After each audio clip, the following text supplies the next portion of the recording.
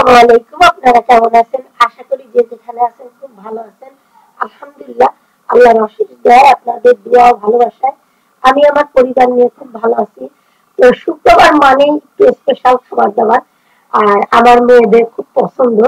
শুক্রবার মানেই ওদের পছন্দ অনুযায়ী রান্না করে দিতেই হবে। আমার কাছে মনে হয় এটা সব ঘরে, সব ফ্যামিলিতেই হয় আমার কাছে মনে হয়। যার যেমন আ যে যেমন রান্না করতে পছন্দ করে ওইভাবেই রান্না করে। তো আমি আমার মতন করে আজকে রোস্ট রান্না করেছি। আজকে খুব সুন্দরভাবে রান্না করেছি কারণ অনেকদিন পরে রোস্ট রান্না করেছি মেয়েদের কথা অনুযায়ী। আর এখানে পোলাও রান্না করেছি। তো এখানে বেশ কিছু পেঁয়াজ আমি ব্লেন্ডার করে দিব। কারণ পেঁয়াজটা ব্লেন্ডার করে দিলে আপনার মসলাটা ঘন হয়। তো আমি এখানে সব ধরনের মসলা দিব কিন্তু পেঁয়াজের পরিমাণটা আমি একটু ব্লেন্ডার করে দিচ্ছি যাতে করে মসলাটা ঘন হয়।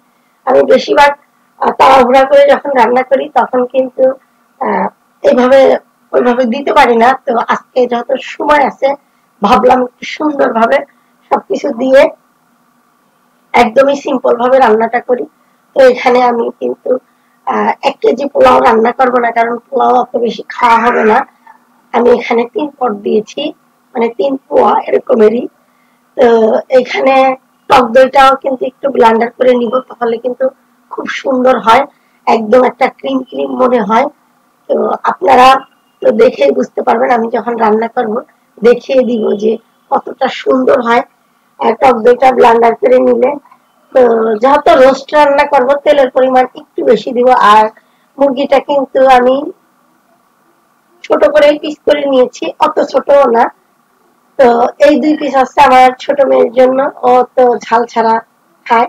তো ওখানে চিকেন গুলি ভাজা হোক, একটু ভেজে নিব। আর এখানে পোলাওটা বসিয়ে দিব। পোলাওতে আমি এখানে পেঁয়াজ দিব, এলাচি, দারচিনি, গোলমরিচ, তেজপাতা।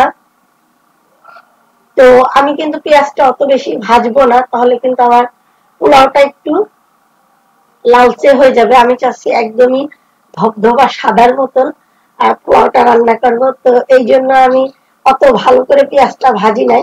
এখানে দিয়ে দিব আধা চামচ আদা বাটা, আধা চামচ রসুন বাটা, লবণটা স্বাদ মতন। কারণ আদা বাটা রসুন বাটা দিলে এটার ফ্লেভারটা অনেক বেশি সুন্দর লাগে। পানিটা মেপে গরম করে দিয়েছিলাম, তো ওটাও দিয়ে দিলাম। 3টা কাঁচামরিচ দিয়ে দিলাম। তো পোলাও এখানে দিয়ে দিব একটু চিনি, দিয়ে দিব স্বাদের জন্য, আর দিয়ে দিব একটু গুঁড়া দুধ।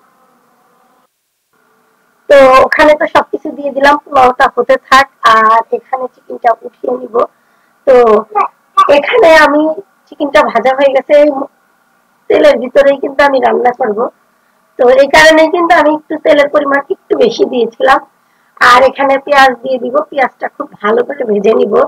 আসলে পেঁয়াজের যে একটা ঘ্রাণ, এটা পুরা মাংসের ভিতরে ছড়াই যাবে, এটা খুব ভালো লাগে। তো এখানে এলাচি, দারচিনি, তেজপাতা, গোলমরিচ, লং সবকিছু দিয়েছি। আর এখন প্রায় 2 কাপের মতন পেঁয়াজ বাটা দিয়েছি। আসলে এটা দিলে খুব মজা হয় আর মশলাটা অনেক ঘন হয়। আর এখানে দিয়ে দিব 2 চামচ দিয়ে দিব আদা বাটা, 4 চামচের 2 চামচ দিয়ে দিব রসুন বাটা, 2 চামচ দিয়ে দিব জিরা বাটা। এখানে আছে কিশমিশ, পোস্তদানা, কাজু বাদাম। এটা দিয়ে দিব পরিমাণ মতো, যার যেমন চিকেন। আমি আজকে একটু কম রান্না করতেছি এই কারণে আহ টেবিল চামচের 1 চামচ দিয়েছি। লবণটা স্বাদ মতন, কিছুটা 7-8টার মতন কাঁচামরিচ দিয়েছি। আর এখন তো দিয়ে দিয়েছি রোস্টের যে মশলা, ওইটা দিয়ে খুব ভালো করে মশলাটা কষিয়ে নিব। আর এখন একটু পানি দিয়ে দিব। পানিটা ব্লেন্ডারটা ধুয়ে দিয়ে দিয়েছি কারণ এখানে অনেক টক দই ছিল, তো এই জন্য। আর দিয়ে দিব এখন সস দিয়ে দিব। এটা দিলে তো অনেক বেশি ভালো লাগে। যখন টমেটো সিজন থাকে আমরা কিন্তু টমেটো দিতে পারি, কিন্তু এখন তো ওইভাবে টমেটো নাই। তো এই জন্য আমি টমেটো যে সসটা ওইটা দিয়েছি। তো মশলাটা খুব ভালো করে কষাবো যাতে করে এখান থেকে তেল উঠে আসে। তো মাশাআল্লাহ তেল উঠে গেছে। আর এখন দিয়ে দিলাম ওই যে টক দইটা যে আমি ব্লেন্ডার করে নিছি। পুরাই মনে হচ্ছে একটা ক্রিম দিছি। তো দিয়ে খুব ভালো করে এখানেও ভালো করে কষিয়ে নেব। এরপরে চিকেনগুলি দিয়ে দিব। তো এখন এই যে চিকেনগুলি দিয়ে দিব, দিয়ে এখানে একটু কষিয়ে এরপরে পানি দিয়ে দিব। মাশাআল্লাহ দেখতে অনেক সুন্দর লাগতেছে, খেতে অনেক বেশি মজা হয়েছে, একদমই ঝটপট করে থাকা উপকরণ দিয়ে। তো আমার সাথে কিন্তু আমার বড় মেয়ে আছে। আসলে মেয়েরা বড় হয়ে গেলে মার কষ্ট অনেকটাই আসান হয়। তো সুরাইয়া কিন্তু সবকিছু আজকে গুছিয়ে দিয়েছে, আর রান্নাটাও কিন্তু সুরাইয়া অনেকটাই হেল্প করতেছে।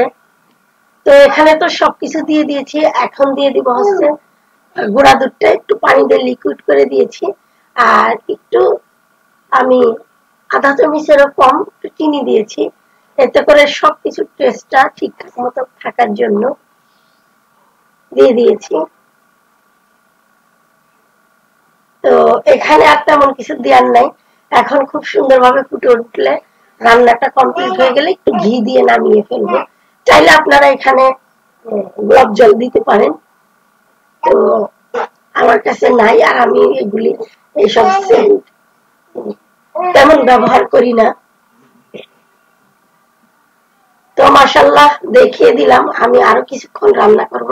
আর এখন যে ঘিটা দিয়ে দিলাম, রান্নাটা কমপ্লিট। এখন চুলার জালটা বন্ধ করে দিব, রান্নাটা কমপ্লিট, আপনাদেরকে দেখিয়ে দিব যে কেমন হয়েছে।